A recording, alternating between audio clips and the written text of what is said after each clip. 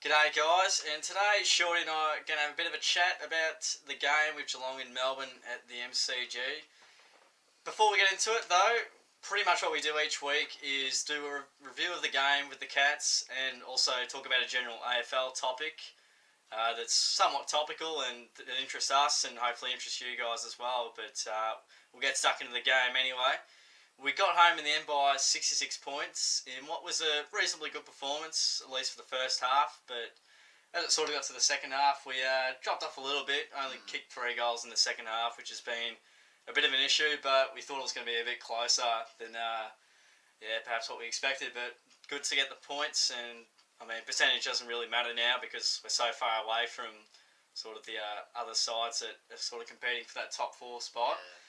Yeah. But Shorty, he had other commitments. You had to cover the GDFL. Did you want to delve into that, mate?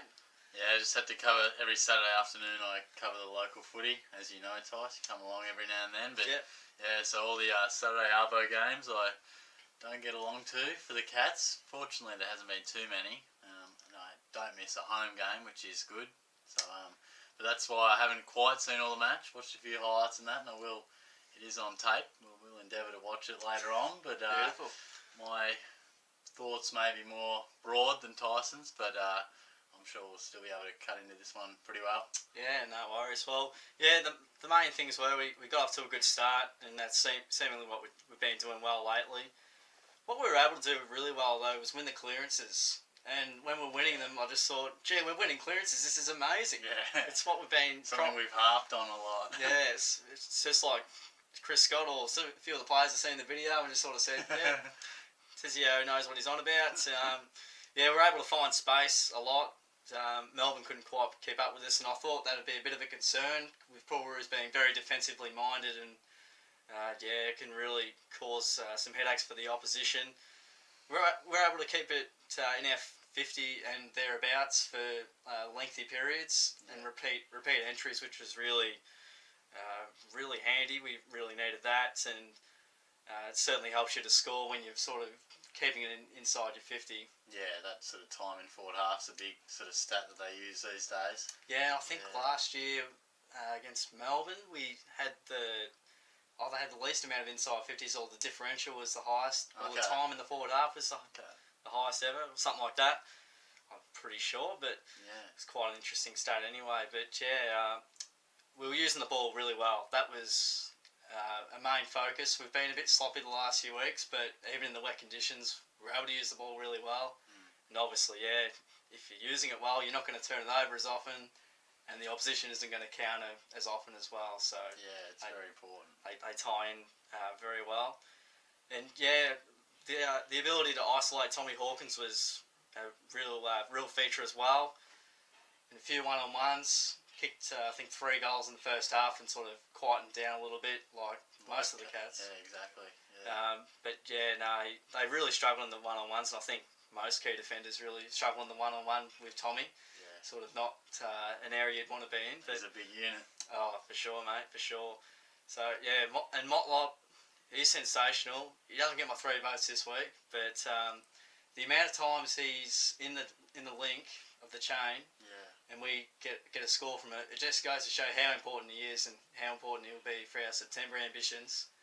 It's going to be so exciting to see him back in top form, and hopefully he continues on. So, those were some of the finer points of the game. Obviously, you were a bit busy, can't say too much, but we'll get into the votes. I think you had a few guys in mind.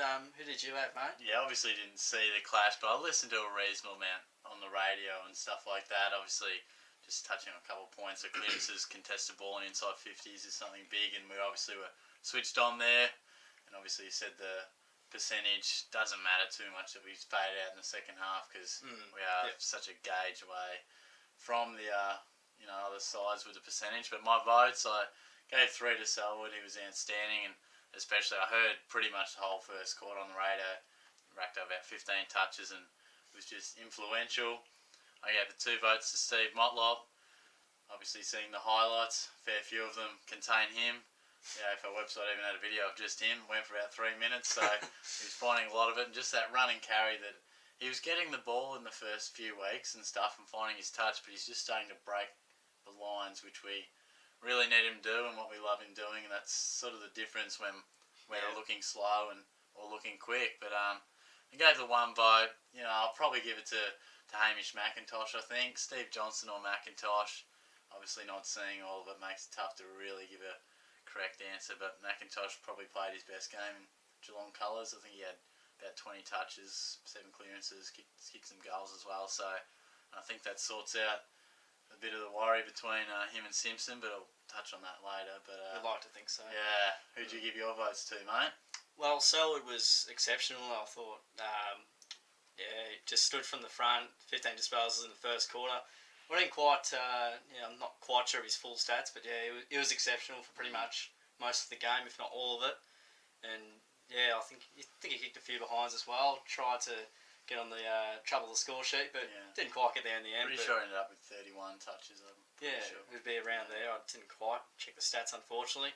2 votes went to Harry Taylor. He was just exceptional down back. Stood from the front again, and probably one of his best games of the year, if not his best. Very close to that performance against Richmond. He likes playing at the MCG, I think. Yeah, it's handy to have on the resume. Oh, yeah, no. That's where, you play deep in September, which is where we're hoping to be this year. Exactly right, We'll see how we go, though. It's a long way to there. Yeah, just outpointed his opponents and just, read the play. So, a few uncontested marks and just intercept marks. Yep. Just did a sensational job, and Harry gets a 2 there. And the 1 vote to Stevie Motlop, who was very good as well, just breaking the lines, setting up plenty of goals, and I think he might have kicked a few himself as well. Yeah. It's always tough to tell. I feel like I've forgotten the game already. It's only yesterday. Really should have had a bit of a look at the old stat sheet. The old stat sheet. I might have, haven't been in the best of nick lately, mate. No, been under the weather. Been in the wars, but that's how it goes. So that wraps up the votes. The chopping block, mate. Not a heap going on this week, but we've got a few things to mention there. Yeah, well, obviously, I don't think there'll be any changes. You know, maybe one for maybe resting blokes and things like that, but no late changes for us either, which is a nice change to things. But Jed Buse was the best in the VFL. Obviously, he was omitted this week, so he'll be pushing for selection as well. But a couple of points I've mentioned in the segment in the past is obviously the ruckman situation. McIntosh has to be the guy to go with from here on in. He was superb. Definitely. And Blitzarves, as we mentioned, is more than handy second ruck. Gives some run. Have to go with him, I think. And Kirsten, he's kicked multiple goals in every game. Well, he doesn't get a lot of the footy. I think he's just building, and he is a lovely shot at goal too, which sounds pretty simplistic, but if he only gets a couple of shots in a final, you want him to make it count, and I think he's got the ability to do that. So there are a couple of positions that I think they're starting to, really look forward to lock in. And Brad Hartman's maybe the one fella in the lineup who may, barring injury in the future, make way for Stokes or something, but they might be, Jansen we've harped on a little bit. I think Schroeder played VFL. Thurlow was pretty good as well, but a couple of guys there. But you couldn't see him making too many changes, I don't think, this week, mate, because a pretty good performance. Yeah. No injuries, so I think they're looking pretty good from that point of view. Ahead of the Giants, mate, which you'll take a bit of a look at. Big clash coming up. Yeah, I mean, we haven't been too good away. I think we're 1-4. We've only beat Brisbane on the road, which has been a bit of a concern, but it has. We haven't lost in Melbourne yet this year, which has been certainly an interesting feature in our game. But deeper in the year might help us out. But I mean, that really depends on where we finish. If we finish at the bottom of the top 4 and there's sort of interstate sides up the top like Sydney and Freo, it might be a bit of a concern. We might discuss that in a future video as well with Geelong's run home. But yeah, no, the Giants, they can be pretty competitive at times, and they've been okay at home this year at Spotless Stadium. Yeah. Originally called Skoda, I'm pretty sure.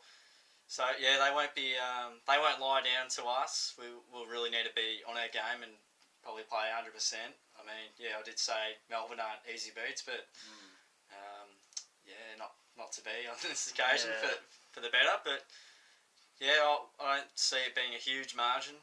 I mean, we haven't really thrashed them by more than 10 goals. I think 65, 66 is the biggest margin. We've only played them twice, so yeah, I think it was 59 points last year, which was at Skoda Stadium, it was called back then.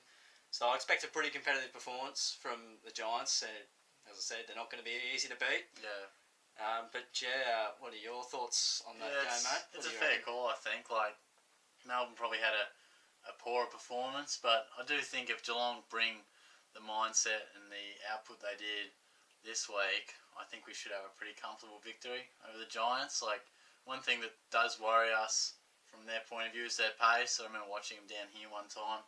Their pace was very impressive. They went with us for a half, and realistically, we only ran over them because we're more experienced, fitter, and a much better side. But we'll have to pay them respect, as we do every single side now, because nothing's a give me game. Exactly, that's a fact of where we are at this point in time. But I would be very disappointed if we didn't bring the same output we did this week, because I think that's a standard that we'll be looking at. Yeah, for sure. And I'm sure they'll be looking to implement the first half for the full match this week. So, yeah, like you say, they won't be disgraced, I wouldn't have thought, because they do lift the gauge like many lower sides at their home ground. Yeah, yep. But I would be expecting a comfortable victory, one would hope.